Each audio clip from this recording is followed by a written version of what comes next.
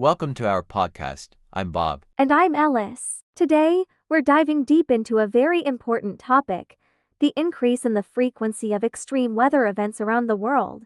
That's right.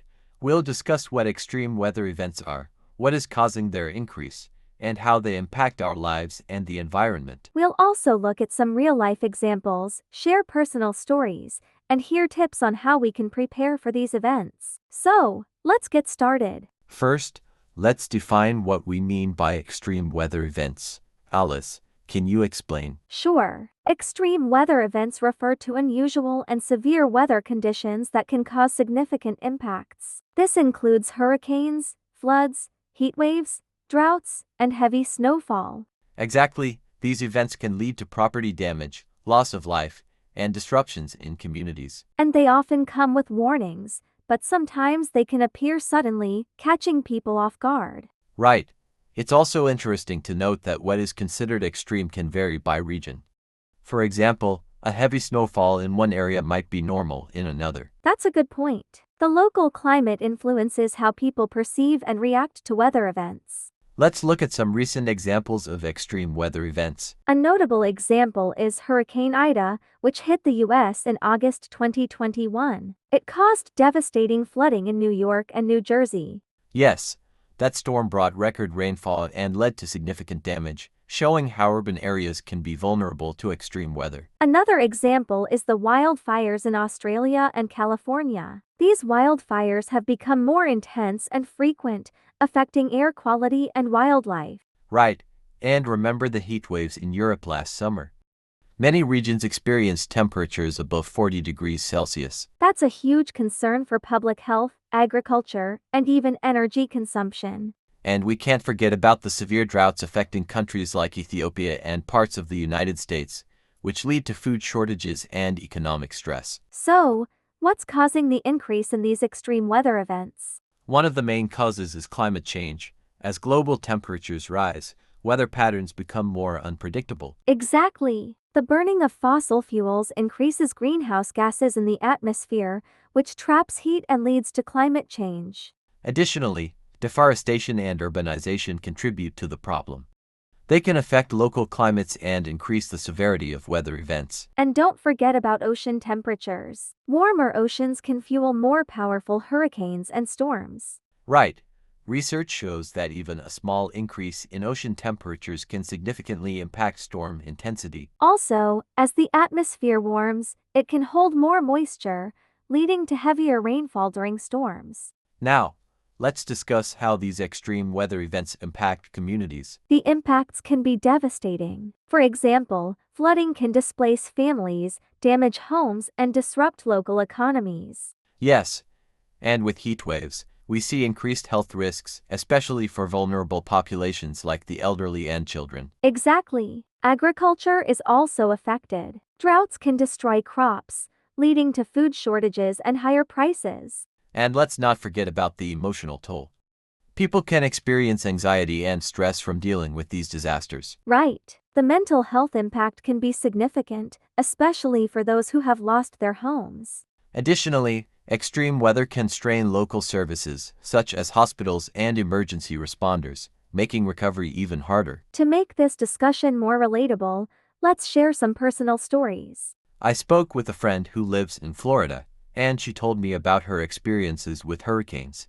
Each season, she prepares her home and family, but it's always stressful. That sounds tough. I know someone in California who had to evacuate during a wildfire. They said it was a terrifying experience, not knowing if they would lose their home. Those stories highlight the real-life impact of extreme weather events. It's not just statistics, it affects people's lives. I also read about a family in Texas who dealt with severe winter storms last year. They lost power for days and struggled to find food and water. Yes, that's another aspect. Extreme weather can disrupt essential services, leaving people vulnerable. Now, let's talk about how we can prepare for extreme weather events. Preparation is key. First, it's important to stay informed.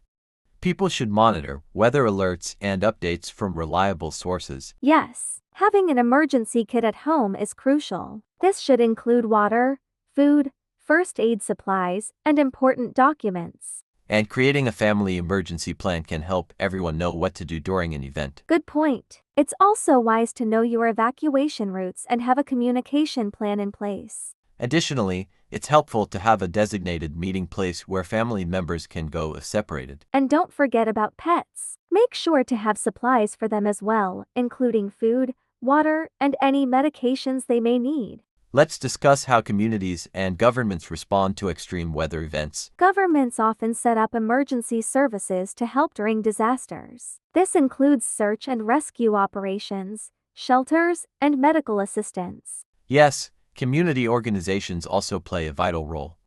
They can provide resources and support to those affected. And resilience planning is becoming more common. Cities are working on infrastructure improvements to withstand extreme weather. That's right. For instance, some areas are investing in green spaces to absorb rainfall and reduce flooding. Exactly. There are also initiatives to improve building codes to ensure structures can withstand extreme weather. Community preparedness programs are essential too, helping residents learn how to respond effectively. Technology also plays a crucial role in predicting and responding to extreme weather events. Absolutely. Weather satellites and radar systems help meteorologists track storms and issue warnings. And advances in data analysis allow for better modeling of weather patterns, improving our understanding of potential risks. Social media also plays a role in spreading information quickly.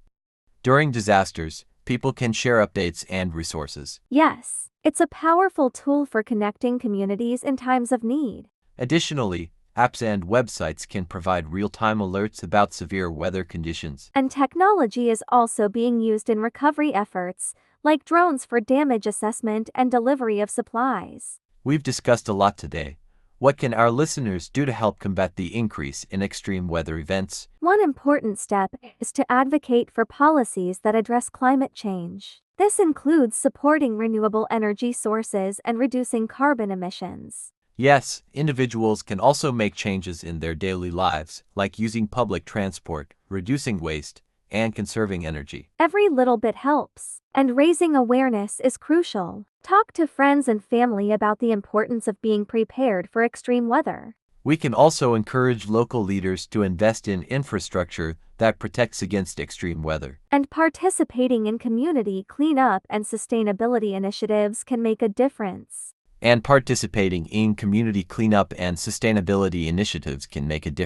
Unfortunately, many scientists predict that as climate change continues, we will see more frequent and severe weather events. Yes, and this could also lead to more displacement of people as areas become uninhabitable. It's crucial to continue researching and understanding these patterns so we can adapt.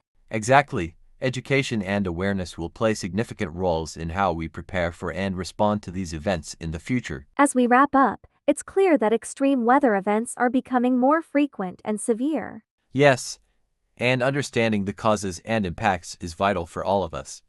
Preparation and community response are key in addressing these challenges. Thank you for joining us today. We hope you found this discussion informative and engaging. Don't forget to subscribe to our podcast and share your thoughts below. See you next time. Stay safe.